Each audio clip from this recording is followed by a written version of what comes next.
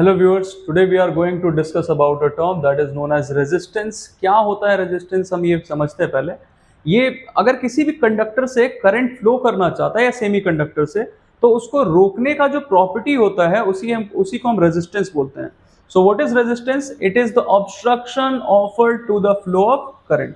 तो एग्जैक्टली इसके अंदर हो क्या रहा है ऐसा? इसके अंदर जैसे मान लेते हैं कोई भी कंडक्टर है हमारे पास, कॉपर का ही वायर है, हमारे अगल बगल जितना वायर हम घरों में या कहीं पे भी यूज करते हैं सर्किट में, वो जनरली कॉपर का ही बना होता है। तो हम मान लेते हैं कॉपर का वायर है, तो इसमें करंट का फ्लो हो रहा है। अब इस करंट को रोकने का जो प्रॉपर्टी है उसे हमने क्या बोला? रेजिस्टेंस। तो एग्जैक्टली ऐसा हो क्या रहा है इसके अंदर, ये देखते हैं। As we know, there is a negative and positive terminal. Terminal मतलब एंड्स। तो कोई भी कंडक्टर उसके दो टर्मिनल्स हैं, जैसे मान लेते हैं ये हमारा नेगेटिव टर्मिनल, ये हमारा पॉजिटिव टर्मिनल। नेगेटिव हम किसी भी बॉडी को कब बोलते हैं? जैसे यही है, ये टर्मिनल को हम नेगेटिव कब बोलेंगे? जब यहाँ पे एक्सेस ऑफ इलेक्ट्रॉन्स हो, बहुत सारा इलेक्ट्रॉन्स हो। और पॉजिटिव कब बोलते हैं? जब वहां पे डिफिशियंसी ऑफ इलेक्ट्रॉन्स हो, यहाँ कमी है इलेक्ट्रॉन्स का, है ना। तो एज वी नो, जहां पे जो चीज एक्सेस में रहता है वहां से कम की तरफ फ्लो करके जाएगा। जस्ट लाइक अ लिक्विड, अगर लिक्विड हायर लेवल पे है तो वहां से फ्लो करके लोअर लेवल पे आता है। तो यहाँ पे ज्यादा इलेक्ट्रॉन्स यहाँ पे है, ये नेगेटिव टर्मिनल पे, इसे हम बोलते हैं कि ये लोअर पोटेंशियल पे।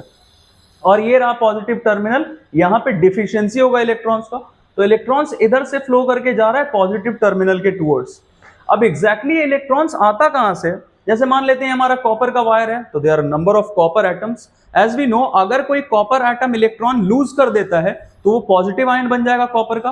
तो जो इलेक्ट्रॉन इस कॉपर एटम ने लूज किया था वही इलेक्ट्रॉन यहां हमें फ्लो करता हुआ दिख रहा है, जिसे हम फ्री इलेक्ट्रॉन्स या बैलेंस इलेक्ट्रॉन्स बोलते हैं, है ना। तो ये इलेक्ट्रॉन, ये कॉपर एटम ने इलेक्ट्रॉन लूज कर दिया, अब पीछे बचा क्या? कॉपर का पॉजिटिव आयन बचा, तो ये रहा positive ion. We have just taken an example of copper. इसके जगह हम कोई भी मटेरियल ले सकते हैं, कोई भी कंडक्टर ले सकते हैं। तो ये पीछे हमारे क्या बच गया? पॉजिटिव आयन बच गया। अब ये इलेक्ट्रॉन्स जब यहां से फ्लो करके इधर जा रहा होता है, तो रास्ते में से या तो दूसरा इलेक्ट्रॉन मिल जाएगा या पॉजिटिव आयन मिल जाएगा, and they will collide. Obviously due to collision the kinetic energy will decrease, मतलब इसका स्पीड कम हो जाता है इलेक्ट्रॉन्स का। लेकिन तुरंत उसके बाद इलेक्ट्रॉन तो नेगेटिवली चार्ज है और इधर पॉजिटिव टर्मिनल है, so obviously this positive terminal it will attract the electrons towards itself. तो ये इलेक्ट्रॉन्स इधर अट्रैक्ट होता है तो फिर से इसका स्पीड बढ़ जाता है। मतलब दो फेनोमेनन हो रहा है यहाँ पे। पहले ये कोलाइड करेगा या तो पॉजिटिव आयन से या इलेक्ट्रॉन से, और इसका स्पीड कम हो जाएगा। और फिर तुरंत उसके बाद ये तो नेगेटिव होता है इलेक्ट्रॉन और इधर पॉजिटिव टर्मिनल है, तो ये फिर से एक्सेलरेट हो जाएगा। तो ये लगातार चलता रहता है। इस फेनोमेनन को हम बोलते हैं ड्रिफ्ट मोशन ऑफ इलेक्ट्रॉन्स। ये जो फेनोमेनन अभी हमने डिस्कस किया है, it is known as drift motion of electrons. Drift term हम इसलिए यूज कर रहे हैं क्योंकि कंटिन्यूअसली इसका स्पीड बढ़ता है, कभी कभी कम होता है, कभी बढ़ता है, कभी कम होता है, इसीलिए हमने ये टर्म यूज किया ड्रिफ्ट, है ना।